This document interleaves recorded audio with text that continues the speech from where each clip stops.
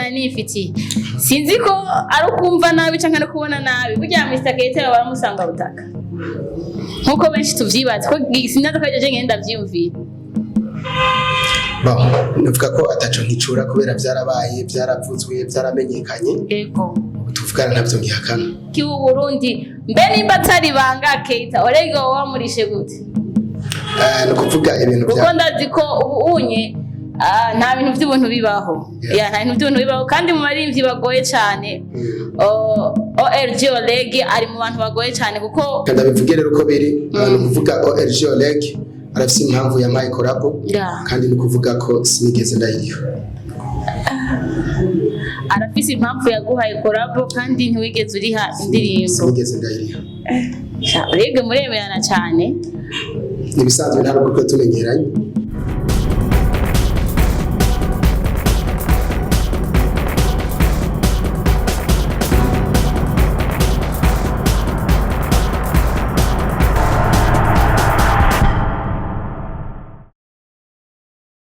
Ladies and gentlemen, mnao meze neza, agenda meze fresh sana, everything blessed. So this is your baby girl de la chance, baby don't and only umwe kumumbe. I'm coming again ndani ya ROX TV. Murabizi neza ko jewe ndize nishikira kuri ROX TV, hawe nibishasha nje kubabwira. Simba nje kwivugana, simba nje kuba ndatumwanya, ariko banje kuganira n'abakunzi banje, abakunzi banyu, abakunzi ba ROX TV, abakunzi b'umuziki w'u Burundi, umwe wese ashigikira umuziki w'u Burundi. Today ndani ya ROX TV nagize amahirwe yo guhura n'umwe mu banyamuziki w'u Burundi, umwe mu banyempano bagize impano yo kuririmba.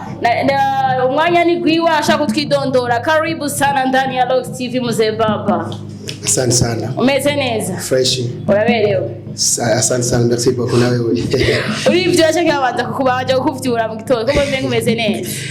Nivyuye. Wivyuye. Okay, ati yivyuye nta muntu abanza kumuvyura. Idondora abakunzi ba ROX TV n'abakunzi bawo.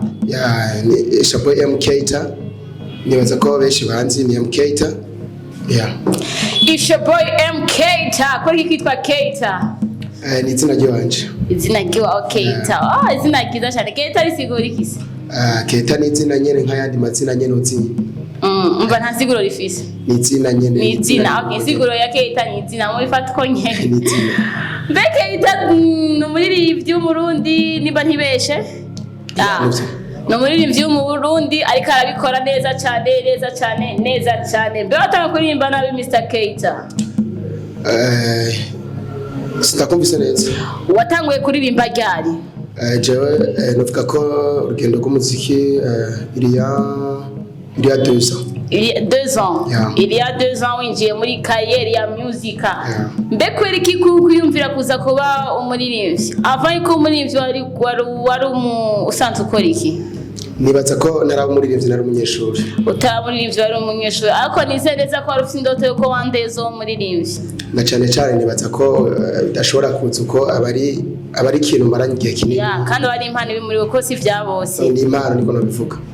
Okay, mbe Mr. Keita afise indirimbo zingahe ziwe canke izo yakoranye n'abandi? Novuga ko afise indirimbo nyinshi mugabo tuvugana amaze kugaragara indirimbo zibiri. Ati afise indirimbo nyinshi ariko tuvugana hamaze kugaragara indirimbo zibiri. Mbega indirimbo ya mbere yitwa gute? Indirimbo ya mbere yitwa Party.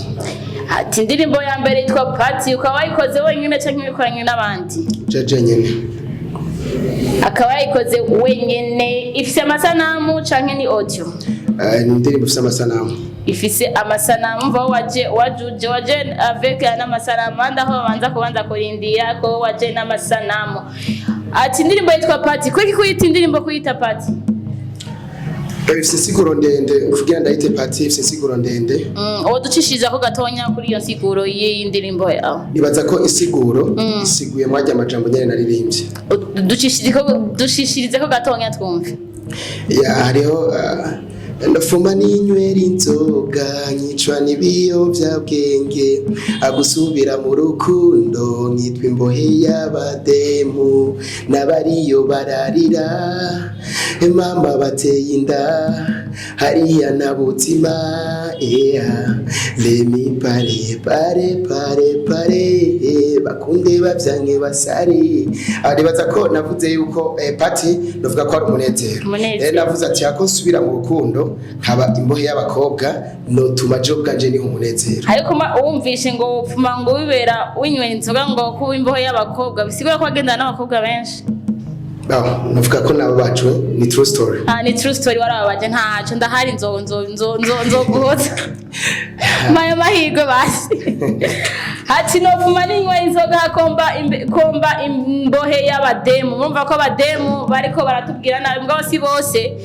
bivana nabo yahuye nabo ariko bivana nabo bantu gituma bamubabaje usanga nyene yarababaje ariko navuze ko ari true story ni true story mbwa nawe usakona wewe ni jewe ni wowe nyene ariko ndiko mvugira abademu bagenzi banje kandi abademu si wewe ahubwo n'umudemu okay nandi ntagaze mu gihanda cyari impamvu rero yatumye akora ibyo obonye ariko twizere neza ko bigiye guhera twizere neza yuko ubu umeze neza utakibabazwa n'urukundo waronse ugukunda vy'ukuri sivyo hama nikanifite ku ndirimbo mwakoranye n'umuririmbyi Olegue indirimbo yitwa gute indirimbo yitwa Ninja kuko indirimbo kwitwa Ninja Keita indirimbo kwita Ninja nibaza ko nuva ko ari CJ imwe nijya party niko no bivuga ego ati nisije imwe nijya party mbeko kikutora umuririmbyi Olegue mu baririmbyi bose dufise hano mu gihugu ciza cy'u Burundi nukuvuga Olegue suko ndamukunda gusumba abandi mugo novuga ko ari we yanyespiye kuva nkikunda umuziki w'u Burundi ati niwe yanyespiye kuva nkikora umuziki w'u Burundi mbe nimba atari banga Keita Olegue wamurishe gute nukuvuga ibintu bya kuko ndazi ko ubu unye nta bintu by'ubuntu bibaho nta bintu by'ubuntu bibaho kandi mu baririmbyi bagoye cyane Olegue ari mu bantu bagoye cyane kuko n'umusitari yakoze kera rero nshaka kumenya wowe nk'umuntu uririmbyi akicaruka amafaranga wowe waramukonvense mpaka aremera gukorana nawe nibaza ko nagira mbanze kwanza ndakubeshutse ico kuvuga ngo nta bintu by'ubuntu bikibaho kubera ko uvuze ngo nta by'ubuntu bikibaho wacumenga igihe tubivugana twari kumwe ndabivuze uko kubera ko benshi barariha yego reka ndabivuge rero uko biri nukuvuga Olegue arafise impamvu ya M.KEITTA kandi nukuvuga ko sinigeze ndayiriho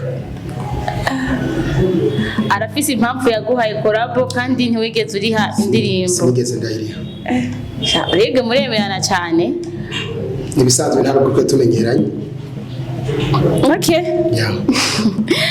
amahirwe menshi cyane Olegue ariko arakora cyane ari muri ivyo ko barakora cyane bakorana cyane n'abaririmbyi kicaruka akakora amakorabo menshi cyane hirya no hino n'indirimbo zike udasangamwo harimo Olegue mbebe ki Olegue ariko arakora cyane mugabo atagikorwa ciwe personnel tuko turabona wowe nk'umugenzi we nk'umuntu mwakoranye ubivuga kwiki nibaza ko ico ntoshobora kucishura neza nkuko yocishura ariko ico nzico uko twebwe adufasha nuko je yampaye collabo rambye ati ndaguhaye kado ndaguhaye rero kubatereka arakora umuziki wiwe ico naco no kwishura afise impamvu atariko arakora umuziki wiwe reka umunsi umwe tuzomuhamagara hano atubwira impamvu ariko araduza abandi ariko wewe umenga aricaye ibikorwa vyiwe ntibiriko biragaragara hama M.KEITTA je hariye ikibazo cy'amaziko nifiti sinzi ko ari ukumva nabi canke no kubona nabi burya M.KEITTA baramusangwabutaka nkuko benshi tuvyibaza ko sindaza ko je ngenda vyumvira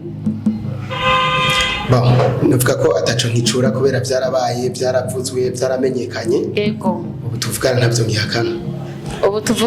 ngihakana niko kuri canke ni content ntabwo ari content ko ndabishimwe ntaco vyocura ntaco vyokunguka ntabwo ari content M.KEITTA ndabishimiye ndi nkawe nize nkaho wize dusa na wewe ntaco bintwaye hatisi content asanzwe ari umusangwabutaka kandi ico navyo bitwaye igikuru nuko afise vision afise hanashaka gushika afise ibikorwa vyiza vyinshi ariko arakora ibisigaye navyo ni muri bwa bumwe kwakunda abantu twamye dukundana kwakundi twamye dushigikirana ata bintu bindi turiko turaraba mbe M.KEITTA yifuza gushikana hehe umuziki w'u Burundi nibaza ko sinovuga ko nje gukora ivyo abandi batakoze bwawe ndizera ko hamwe n'Imana shobora gukora bibaye ngombwa nkashikana umuziki aho abandi batarawushikana niko ndavyifuza ati bibaye ngombwa azoshikana umuziki aho abandi batarawushikana tiba wetu company